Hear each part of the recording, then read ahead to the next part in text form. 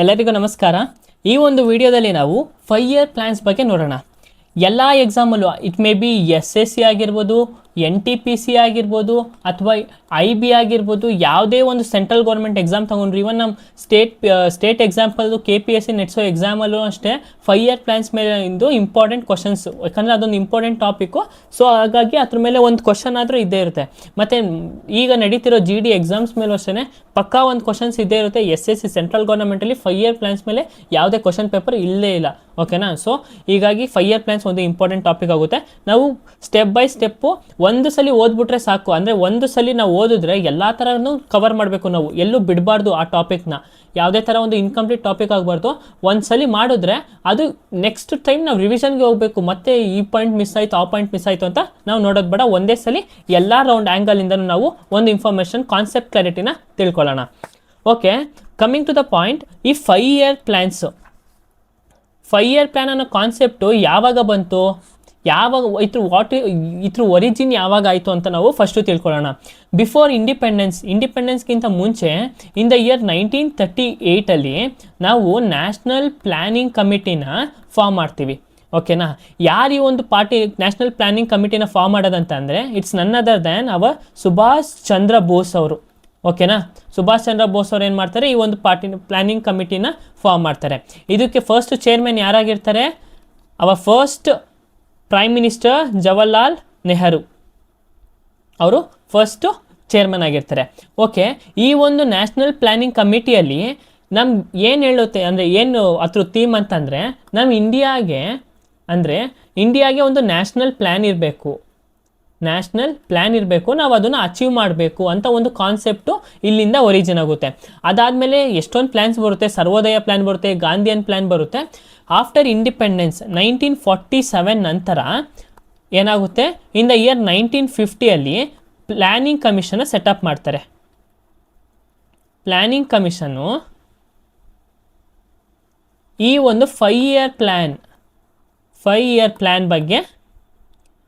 ಪ್ಲ್ಯಾನ್ನ introduce ಮಾಡುತ್ತೆ. ಓಕೆನಾ? ಈ ಒಂದು 5 ಇಯರ್ ಪ್ಲ್ಯಾನ್ನ ಇಂಟ್ರೊಡ್ಯೂಸ್ ಮಾಡುತ್ತೆ. ಈ ಒಂದು 5 ಇಯರ್ ಪ್ಲ್ಯಾನ್ ಮೇಯ್ನು ಪ್ಲ್ಯಾನ್ಸ್ ಏನಂತ, ಗೋಲ್ಸ್ ಆಫ್ 5 ಇಯರ್ ಪ್ಲ್ಯಾನ್ಸ್ ಏನಂತ ಅಂದರೆ, ಬರೆದಿಟ್ಕೊಳ್ಳಿ. ಏನೇನು ಗೋಲ್ಸ್ ಅಪ್ಪ ಅಂತಂದರೆ, ಫಸ್ಟು ಗ್ರೋತ್ ಅಂದರೆ ಬೆಳಿಬೇಕು, ಅಭಿವೃದ್ಧಿ ಆಗಬೇಕು, ಮತ್ತು ಮಾಡರ್ನೈಸೇಷನ್ ಆಗಬೇಕು. ಕನ್ನಡ ಮೀಡಿಯಮ್, ನಾನು ಅಲ್ಲಲ್ಲಿ ಕನ್ನಡದಲ್ಲಿ ಹೇಳ್ತಿರ್ತೀನಿ, ಬಟ್ ಸಮ್ ವರ್ಡ್ಸ್ ಇನ್ನೂ ನಾನು ಪರ್ಫೆಕ್ಟಾಗಿ ಕನ್ನಡದಲ್ಲಿ ಹೇಳಕ್ಕೆ ಬರಲ್ಲ, ಬಟ್ ನೋಟ್ಸ್ ಎಲ್ಲ ನಿಮಗೆ ಕನ್ನಡ ಮೀಡಿಯಮಲ್ಲಿ ಪ್ರೊವೈಡ್ ಮಾಡಿರ್ತೀನಿ. ಗ್ರೋತ್ ಇರಬೇಕು, ಮಾಡರ್ನೈಸೇಷನ್ ಇರಬೇಕು, ಮತ್ತು ಸೆಲ್ಫ್ ರಿಲಯನ್ಸ್, ನಾವು ಬೇರೆಯವ್ರ ಮೇಲೆ ಡಿಪೆಂಡ್ ಆಗಬಾರ್ದು, ಸೆಲ್ಫ್ ರಿಲಯನ್ಸ್. ಮತ್ತು ಲಾಸ್ಟ್ ಒಂತೇನು, ಈಕ್ವಾಲಿಟಿ ಅಥವಾ ಈಕ್ವಿಟಿ, ಎಲ್ಲ ರಿಸೋರ್ಸ್ನು ಫೇರ್ ಆಗಿ ಡಿವೈಡ್ ಆಗಬೇಕು. ಈ ಒಂದು ಗೋಲ್ಸು ಯಾತ್ರದ್ದು 5 ಇಯರ್ ಪ್ಲ್ಯಾನ್ಸ್ದು ಗೋಲ್ಸ್ ಆಗಿರುತ್ತೆ.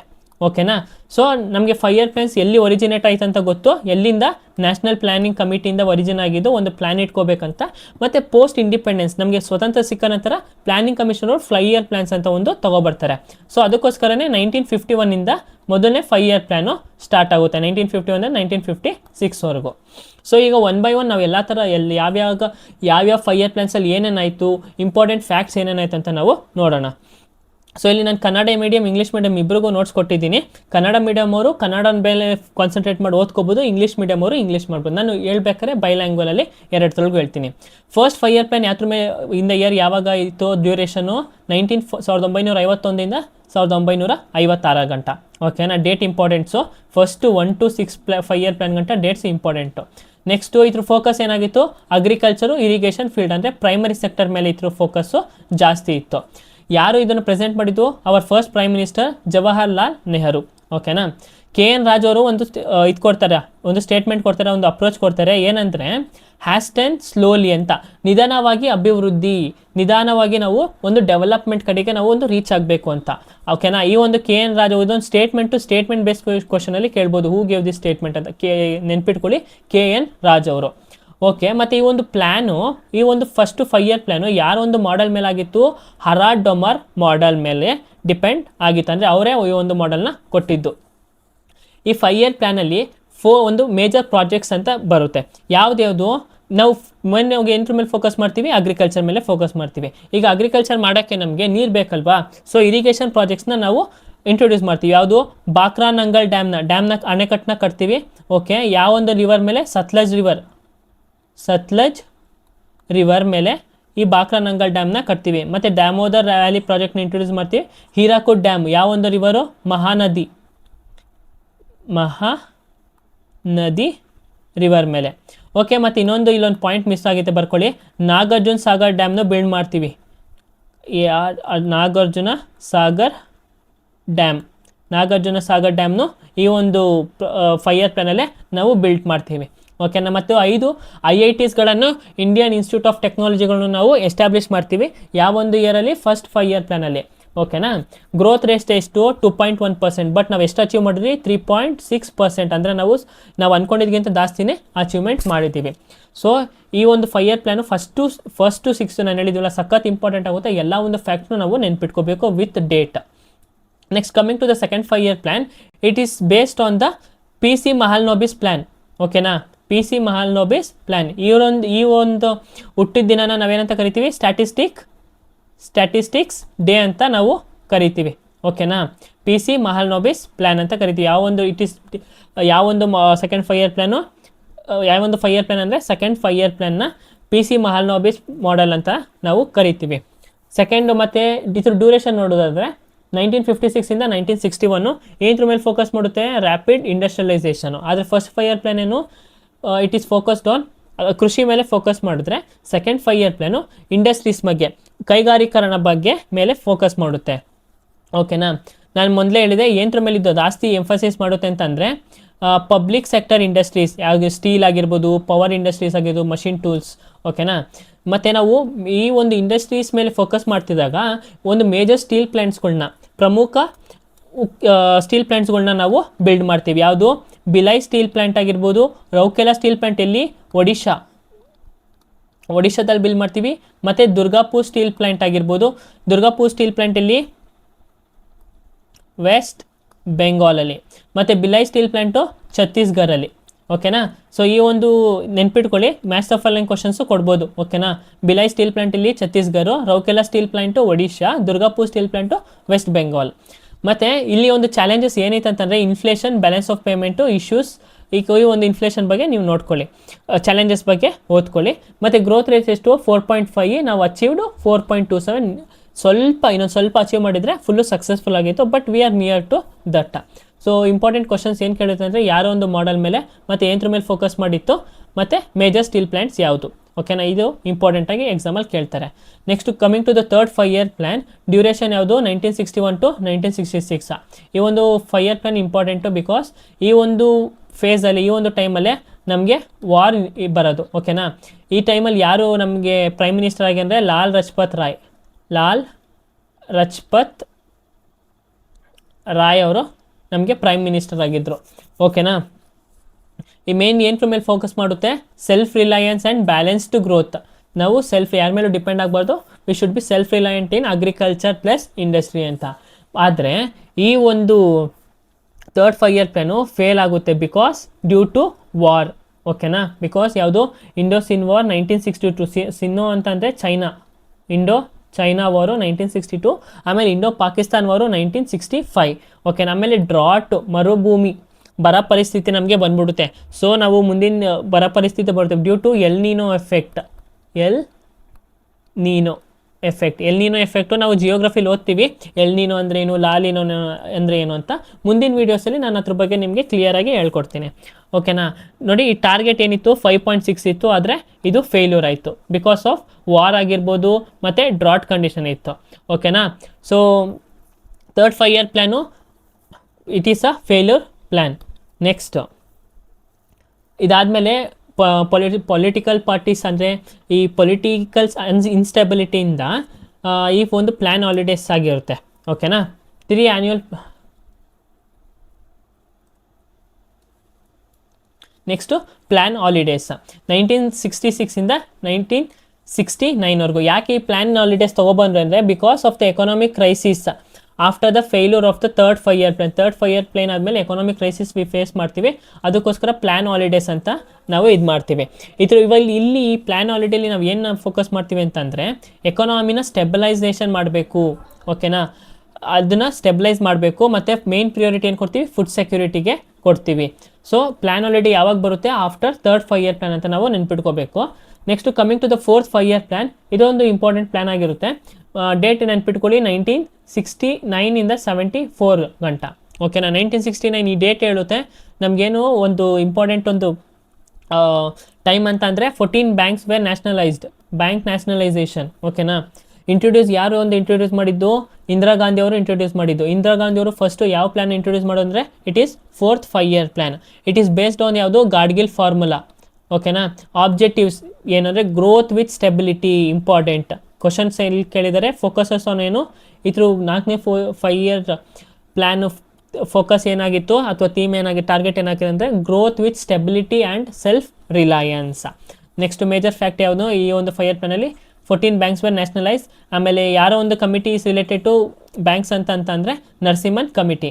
ಮತ್ತು ಗ್ರೀನ್ ರೆವಲ್ಯೂಷನ್ ಈ ಒಂದು ಪೀರಿಯಡಲ್ಲೇ ಬಂದಿದ್ದು. ಗ್ರೀನ್ ರೆವಲ್ಯೂಷನ್ ಯಾವಾಗ ಬರುತ್ತೆ, 1960 ಫಸ್ಟ್ ಫೇಸು, ಆಮೇಲೆ 1970 to 80 ಸೆಕೆಂಡ್ ಫೇಸಲ್ಲಿ ಬರುತ್ತೆ, ಓಕೆನಾ. ಮತ್ತು ಈ ಒಂದು ಪ್ಲ್ಯಾನಲ್ಲಿ DPAP ಪ್ರೋಗ್ರಾಮ್ನ ಇಂಟ್ರೊಡ್ಯೂಸ್ ಮಾಡ್ತೀವಿ. ಏನಂದರೆ ಡ್ರಾಟ್ ಪ್ರೋನ್ ಏರಿಯಾ ಪ್ರೋಗ್ರಾಮ್ ಅಂತ. ನಾವು ಮುಂಚೆ ಗೊತ್ತಿತ್ತು ಥರ್ಡ್ 5 ಇಯರ್ ಪ್ಲ್ಯಾನಲ್ಲಿ ನಮ್ಗೆ ಏನಾಗುತ್ತೆ, ಎಲ್ ನೀನೋಯಿಂದ ಮರುಭೂಮಿ ಅಂದರೆ ಬರ ಪರಿಸ್ಥಿತಿ ಬಂದ್ಬಿಟ್ಟಿರುತ್ತೆ. ಸೊ ಅದನ್ನು ಹೋಗ್ಸೋಕ್ಕೆ ಡ್ರಾಟ್ ಪ್ರೋನ್ ಏರಿಯಾ ಪ್ರೋಗ್ರಾಮ್ ಅಂದರೆ ಆ ಒಂದು ಏರಿಯಾಗಳ ಮೇಲೆ ಜಾಸ್ತಿ ಫೋಕಸ್ ಮಾಡಿ ಗೋರ್ಮೆಂಟು ಹೆಲ್ಪ್ ಮಾಡುತ್ತೆ, ಓಕೆನಾ. ಸೊ ಇಲ್ಲಿ ಟಾರ್ಗೆಟ್ ಪ್ಲಾನ್ ಎಷ್ಟು 5.6 ಬಟ್ ಅಚೀವ್ 3.3, ಅಂದರೆ ಇದನ್ನು ಫೇಲ್ಯೂರ್ ಆಗುತ್ತೆ. Next coming to the fifth 5 year plan, it is duration ಎಷ್ಟು 74 to 78 ಅಂತ. ಮೊಟ್ಟ ಮೊದಲ ಬಾರಿಗೆ ನಮ್ಮ ಭಾರತದಲ್ಲಿ ಯಾವ ಪಂಚವಾರ್ಷಿಕ ಯೋಜನೆ ಬಡತನದ ಮೇಲೆ ಫೋಕಸ್ ಮಾಡ್ತು ಅಂತಂದರೆ it is first 5 year plan ಅಂತ ನಾವು ಹೇಳ್ಬೋದು, ಓಕೆನಾ. ಫೋಕಸ್ ಎಂತ್ರ ಮೇಲೆ ಮಾಡ್ತು, ಇಂಪಾರ್ಟೆಂಟು. ಫಸ್ಟ್ ಫೋಕಸ್ ಎಂತ್ರ ಮೇಲೆ ಮಾಡ್ತು, poverty alleviation and employment generation, ಬಡತನನ ಹೋಗಿಸ್ಬೇಕು, ಉದ್ಯೋಗನ ಸೃಷ್ಟಿಸಬೇಕು ಅಂತ. ಮತ್ತು ಈ ಒಂದು ಸ್ಲೋಗನ್ ಕೊಡ್ತಾರೆ, ಯಾವುದು, ಗರೀಬ್ ಹಟಾವೋ ಅಂತ ಒಂದು ಸ್ಲೋಗನ್ ಕೊಡ್ತಾರೆ. ಇದು ಇಂಪಾರ್ಟೆಂಟ್ ಆಗುತ್ತೆ, ಡೈರೆಕ್ಟ್ ಕ್ವಶನ್ಸ್ ಕೇಳ್ತಾರೆ. ಗರೀಬ್ ಹಟಾವೋ ಅನ್ನೋ ಸ್ಲೋಗನು ಯಾವ ಒಂದು 5 ಇಯರ್ ಪ್ಲಾನಲ್ಲಿ ಕೊಟ್ಟಿದ್ದು ಅಂತ, ಓಕೆನಾ. ಈ ಒಂದು 5 ಇಯರ್ ಪ್ಲಾನಲ್ಲೇ ಮೇಯ್ನ್ ಆಗಿ ಪಾವರ್ಟಿ ಮೇಲೆ ಇದು ಮಾಡೋದು. ನೆಕ್ಸ್ಟು ಗ್ರೋತ್ ರೇಟ್ ನೋಡಿದ್ರೆ 4.4% ಟಾರ್ಗೆಟು, ಆದರೆ ನಾವು ಅಚೀವ್ ಮಾಡಿದೆಷ್ಟು 4.8%, ಅಂದರೆ ಇದು ನಾವು ಜಾಸ್ತಿ ಚೆನ್ನಾಗಿ ನಾವು ಇದನ್ನು ಅಚೀವ್ ಮಾಡಿದ್ವಿ, ಓಕೆನಾ.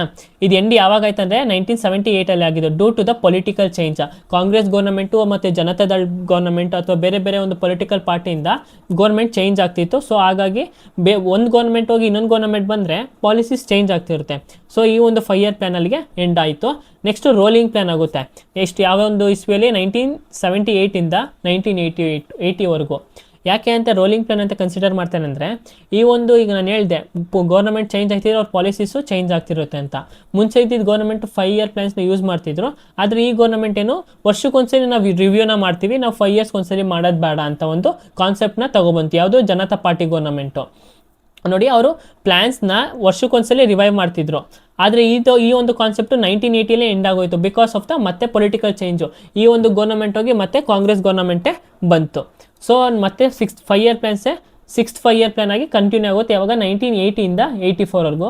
ಈ 6th 5 ಇಯರ್ ಪ್ಲಾನಲ್ಲಿ ಇಂಪಾರ್ಟೆಂಟ್ ಫ್ಯಾಕ್ಟ್ಸ್ನ ನಾವು ನೆನ್ಪಿಟ್ಕೋಬೇಕು.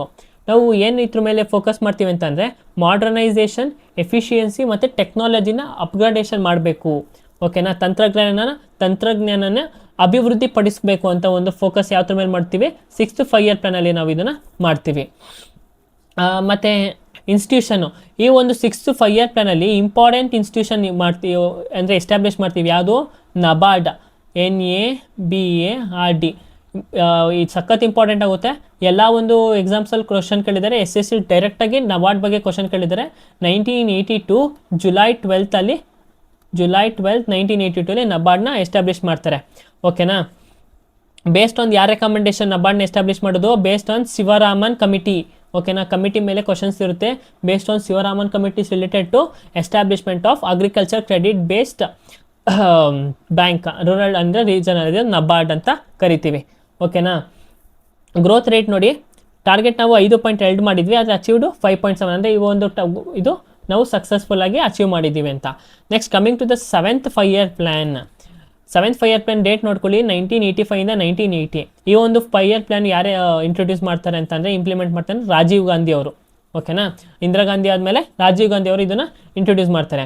ಈ ಥ್ರೂ ಏನು ಫೋಕಸ್ ಮಾಡಿದ್ರು, technology driven growth, technology use ಮಾಡಿ ನಮ್ಮ ಅಭಿವೃದ್ಧಿನ ನಾವು ಹೆಚ್ಚಿಸಬೇಕು ಅಂತ ಒಂದು ಫೋಕಸ್ನ ಈ ಒಂದು 5 ಇಯರ್ ಪ್ಲ್ಯಾನ್ ಮಾಡುತ್ತೆ. ಓಕೆನಾ. ಗೋಲ್ ಏನಾಗಿತ್ತು, ಸೆಲ್ಫ್ ಸಸ್ಟೈನ್ ಗ್ರೋತ್. ನಾವು ಯಾರ ಮೇಲೂ ಡಿಪೆಂಡ್ ಆಗಬಾರ್ದು, ಫಾರಿನರ್ಸ್ ಮೇಲೆ ಡಿಪೆಂಡ್ ಆಗಬಾರ್ದು, ನಮ್ಗೆ ಏನೇ ಕೆಲಸ ಬೇಕಂದ್ರೂ ನಾವೇ ಮಾಡ್ಕೋಬೇಕಂತ ಒಂದು ಏಮ್ ಇಟ್ಕೊಂಡಿರ್ತಾರೆ. ಓಕೆನಾ. ಬಟ್ ಈ ಒಂದು 5 ಇಯರ್ ಪ್ಲ್ಯಾನ್ ಏನಂದರೆ 5 ಸೆಲ್ಫ್ ಲ್ಯಾಂಡ್ ಗ್ರೋತ್ ಬೈ 2000 ಅಂತ ಒಂದು ಟಾರ್ಗೆಟ್ ಇಟ್ಕೊಳ್ತೇವೆ. ಅವ್ರ ವಿಷನ್ ಏನು, 2000 ಇಸ್ವಿಯೊಳಗೆ ನಾವೇ ಎಲ್ಲದ್ರ ಮೇಲೆ ಯಾರ ಮೇಲೆ ಡಿಪೆಂಡ್ ಆಗಬಾರ್ದು, ನಮ್ಗೆ ಏನೇ ಬೇಕಂದ್ರೆ ನಾವು ಪ್ರೊಡ್ಯೂಸ್ ಮಾಡೋಷ್ಟು ಕೆಪಾಸಿಟಿ ನಮ್ಮಲ್ಲಿ ಇರಬೇಕು ಅಂತ ಒಂದು ವಿಷನ್ ಇಟ್ಕೊಂಡಿರ್ತಾರೆ. ಮತ್ತು ಗ್ರೋತ್ ರೇಟ್ ನೋಡಿದ್ರೆ ಟಾರ್ಗೆಟ್ ಎಷ್ಟು 5.0%. ನಾವು ಅಚೀವ್ ಎಷ್ಟು ಮಾಡಿದ್ದೀವಿ, 1% ಜಾಸ್ತಿ ಮಾಡಿದ್ದೀವಿ.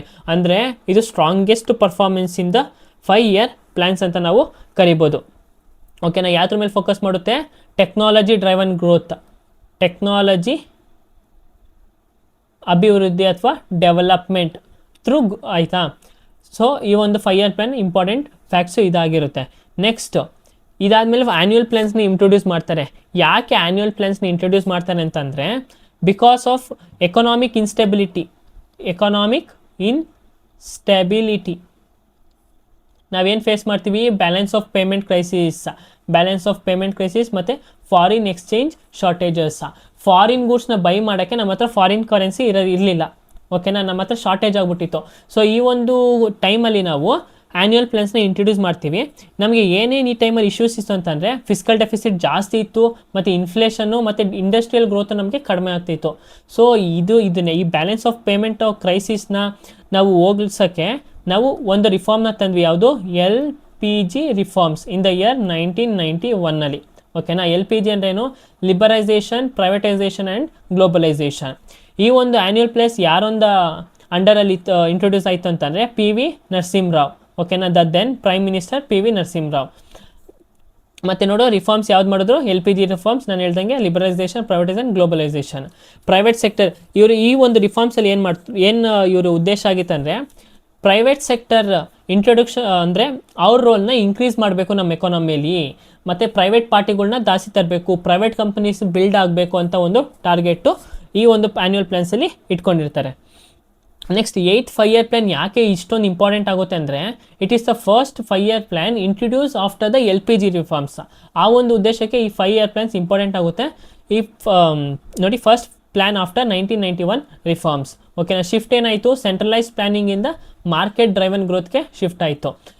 ಏನರ ಮೇಲೆ ಫೋಕಸ್ ಮಾಡ್ತಾರೆ ಅಂದರೆ, industrial modernisation, efficiency and global competitiveness. ಈಗ ಗ್ಲೋಬಲ್ ಲೆವೆಲ್ ಜೊತೆಗೆ ನಾವು ಟ್ರೇಡಿಂಗ್ ಮಾಡ್ತಿದ್ದೀವಲ್ವಾ, ಗ್ಲೋಬಲೈಸೇಷನ್ ಅಂದರೆ ನಮ್ಮ ಗೂಡ್ಸ್ನ ಗ್ಲೋಬಲ್ ಲೆವೆಲಲ್ಲಿ ಸೇಲ್ ಮಾಡ್ಬೋದಲ್ವಾ. ಸೊ ಆ ಒಂದು ಕಾಂಪಿಟೇಟಿವ್ನೆಸ್ನ ಇನ್ಕ್ರೀಸ್ ಮಾಡಬೇಕು ಅಂತ ಒಂದು ಫೋಕಸ್ ಮಾಡ್ತಾರೆ.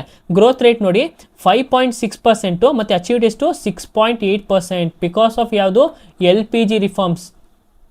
ಓಕೆನಾ. LPG reforms. ಮತ್ತು ಈ ಒಂದು ಸಮಯದಲ್ಲಿ ಇಂಡಿಯಾ ವರ್ಲ್ಡ್ ಟ್ರೇಡ್ ಆರ್ಗನೈಸೇಷನ್ಸ್ಗೆ ಜಾಯ್ನ್ ಆಯಿತು. ಯಾವ ಒಂದು ಇಯರಲ್ಲಿ, 1995 ಜಾಯ್ನ್ ಆಯಿತು. ಓಕೆನಾ. ಯಾವ ಒಂದು ಇಯರಲ್ಲಿ ವರ್ಲ್ಡ್ ಟ್ರೇಡ್ ಆರ್ಗನೈಸೇಷನ್ಗೆ ಇಂಡಿಯಾ ಜಾಯ್ನ್ ಆಯಿತು ಅಂತಂದರೆ, ಯಾವ ಒಂದು 5 ಇಯರ್ ಪ್ಲ್ಯಾನಲ್ಲಿ 8th 5 ಇಯರ್ ಪ್ಲ್ಯಾನ್ ಅಂತ ನಾವು ಹೇಳ್ಬೋದು. ನೆಕ್ಸ್ಟು 9th 5 ಇಯರ್ ಪ್ಲ್ಯಾನ್ ಬಂದರೆ, 1 to 6 is important, but 6, 7 to 8 ಆದಮೇಲೆ ಸ್ವಲ್ಪ ಲಿಮಿಟೆಡ್ ಆಗಿ ನಾವು ಓದ್ಕೋಬೇಕು. ಎಕ್ಸಾಮ್ಗೆ ಏನು ಕೇಳ್ತಾರೆ ಅಂತ ಮಾತ್ರ. ಡ್ಯೂರೇಷನ್ ನೆನ್ಪಿಟ್ಕೋಬೇಕು. ಎಷ್ಟು, 1997 to 2002. ಯಾರು ಪ್ರೈಮ್ ಮಿನಿಸ್ಟರ್ ಆಗಿರ್ತಾರೆ, ಅಟಲ್ ಬಿಹಾರಿ ವಾಜಪೇಯಿ ಅವರು ಪ್ರೈಮ್ ಮಿನಿಸ್ಟರ್ ಆಗಿರ್ತಾರೆ. ಥೀಮ್ ಏನಾಗಿರುತ್ತೆ, ಗ್ರೋತ್ ವಿತ್ ಸೋಷಲ್ ಜಸ್ಟಿಸ್ ಅಂತ ಒಂದು ಥೀಮ್. ಓಕೆನಾ. ಗ್ರೋತ್ ವಿತ್ ಸೋಷಲ್ ಜಸ್ಟಿಸ್ ಅಂತ ಥೀಮು. ಗ್ರೋತ್ ಎಷ್ಟಾಗಿತ್ತು, 7.1 ಟಾರ್ಗೆಟು, ಆದರೆ ನಾವು ಅಚೀವ್ ಮಾಡಿದ್ದು 6.8, ಪೂರ್ತಿಯಾಗಿ ಅಚೀವ್ ಮಾಡಲಿಲ್ಲ. ಮತ್ತು ಅವ್ರ ಸ್ಟ್ರಾಟಜಿ ಏನಾಗಿರುತ್ತೆ ಅಂತಂದರೆ, PPP ಅಂದರೆ ಪಬ್ಲಿಕ್ ಪ್ರೈವೇಟ್ ಪಾರ್ಟ್ನರ್ಶಿಪ್ನ ಜಾಸ್ತಿ ಮಾಡಬೇಕಂತ ಮಾಡ್ತಾರೆ, ಬಟ್ ಅದು ಫೇಲ್ ಆಗುತ್ತೆ. Next coming to the 10th 5 year plan, it's 2002 to 2007 duration. ಇಲ್ಲಿ ಗ್ರೋತ್ ರೇಟ್ ಎಷ್ಟು, 8.1, ವಿ ಹ್ಯಾವ್ ಅಚೀವ್ಡ್ ಓನ್ಲಿ 7.6. ಏನು ಮೇನ್ ಫೋಕಸ್ ಏನಾಗಿರುತ್ತೆ ಅಂತಂದರೆ, towards inclusive and equitable growth. Inclusive ಮತ್ತು ಈಕ್ವಿಟಬಲ್ ಗ್ರೋತ್, ಎಲ್ಲರೂ ಒಂದು ಡೆವಲಪ್ಮೆಂಟ್ ಆಗಬೇಕು ಎಲ್ಲ ಒಂದು ಫೀಲ್ಡಲ್ಲೂ, ಮತ್ತು ನಮ್ಮ ಎಕನಾಮಿಕ್ ಗ್ರೋತ್ ಆಗಬೇಕು ಅಂತ ಒಂದು ಥೀಮ್ ಇಟ್ಕೊಂಡಿರುತ್ತೆ. Last coming to the 11th 5 year plan, 2007 to 12. ಈ ಥೀಮ್ ನೋಡ್ಕೊಳ್ಳಿ, faster and more inclusive growth. Prepare under ಯಾವುದು, ರಂಗರಾಜನ್ ಅವರಿಂದ. ಫೋಕಸ್ ಏನೋ ಸೋಷಲ್ ಸೆಕ್ಟರ್ ಮೇಲೆ ಫೋಕಸ್ ಮಾಡ್ತೀವಿ. ಎಕ್ಸಾಂಪಲ್ ಎಜುಕೇಷನ್ ಆಗಿರ್ಬೋದು, health, skill development. Growth rate 9%, but we have achieved only 8%. And the last 5 year plan 2012 to 2007. ಇದಾದಮೇಲೆ ನಾವು 5 year ಪ್ಲ್ಯಾನ್ಸ್ನ ಕ್ಯಾನ್ಸಲ್ ಮಾಡಿ ನಾವು ಏನು ತಂದ್ವಿ, ನೀತಿ ಆಯೋಗನ ತಂದ್ವಿ. ನಾನು ಹೇಳ್ದಲ್ಲ, ಒಂದು ಗೌರ್ಮೆಂಟ್ ಚೇಂಜ್ ಆದರೆ ಅವ್ರ ಪಾಲಿಸೀಸು ಚೇಂಜ್ ಆಗುತ್ತೆ. ಸೊ ಕಾಂಗ್ರೆಸ್ ಗೌರ್ಮೆಂಟ್ 5 year ಪ್ಲ್ಯಾನ್ಸ್ನ ಇದು ಮಾಡ್ತಿದ್ರು. ನೆಕ್ಸ್ಟು BJP ಗೌರ್ಮೆಂಟ್ ಬಂದ್ಬಿಟ್ಟು ನೀತಿ ಆಯೋಗನ ತಗೊಬಂದರು. ಅಲ್ಲಿಗೆ ಈ 5 year ಪ್ಲ್ಯಾನ್ಸು ಎಂಡ್ ಆಯಿತು. ಸೊ ಇವ್ರು ಏನರ ಮೇಲೆ ಫೋಕಸ್ ಮಾಡ್ತಿದ್ರು ಅಂತಂದರೆ faster and more inclusive and sustainable growth ಮೇಲೆ ಫೋಕಸ್ ಮಾಡ್ತಿದ್ರು. ಲಾಸ್ಟ್ 5 year ಪ್ಲ್ಯಾನ್ ಫೋಕಸ್ ಏನರ ಮೇಲೆ ಮಾಡ್ತಾರೆ, ಸಸ್ಟೈನಬಲ್ ಆಗಿರಬೇಕು, ಫಾಸ್ಟ್ ಆಗಿತ್ತು, ಮತ್ತು ಮೋರ್ ಇನ್ಕ್ಲೂಸಿವಿಟಿ ಆಗಿ ಇರಬೇಕಂತ ಅವ್ರದ್ದು ಒಂದು ಥೀಮ್ ಇತ್ತು. ಗ್ರೋತ್ ರೇಟ್ ಎಷ್ಟು 9%, ಬಟ್ ರಿವೈಸ್ ಟು 8%. ಸೊ ಇಲ್ಲಿಗೆ ಈ ಒಂದು 5 year ಪ್ಲ್ಯಾನ್ಸು ಮುಗಿಯುತ್ತೆ. ಇಂಪಾರ್ಟೆಂಟ್ ಅಂತ ಹೋದರೆ ನಾವು ಇಂಪಾರ್ಟೆಂಟಾಗಿ ಯಾವುದು 1 to 6 5 year ಪ್ಲ್ಯಾನ್ಸು ತುಂಬ ಇಂಪಾರ್ಟೆಂಟು. ಕ್ವಶನ್ಸ್ ಯಾವ್ದ್ರ ಮೇಲೆ ಬರೋದು, ಈ ಒಂದು 5 year ಪ್ಲ್ಯಾನ್ ಮೇಲೆ ಕ್ವಶನ್ಸ್ ಬರೋದು.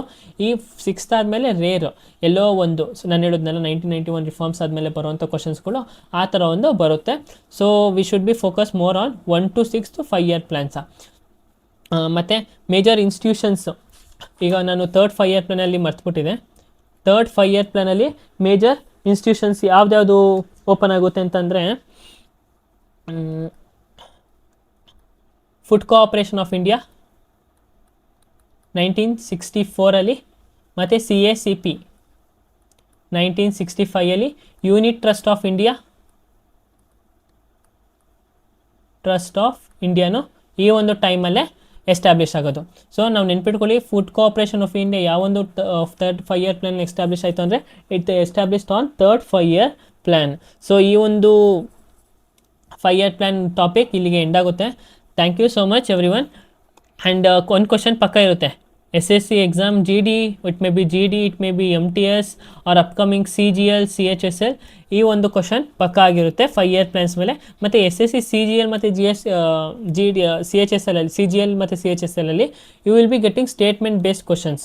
ಓಕೆನಾ, ಸ್ಟೇಟ್ಮೆಂಟ್ ಬೇಸ್ಡ್ ಕ್ವಶನ್ ಇರುತ್ತೆ. ಸೊ ಈ ಒಂದು ಕಾನ್ಸೆಪ್ಟ್ ಕ್ಲಾರಿಟಿ ನಿಮಗಿದ್ರೆ ನಾವು ಯಾವುದೇ ಥರ ಕ್ವಶನ್ಸ್ನ ನಾವು ಈಸಿಯಾಗಿ ಅನಲೈಸ್ ಮಾಡ್ಬೋದು. So thank you every one.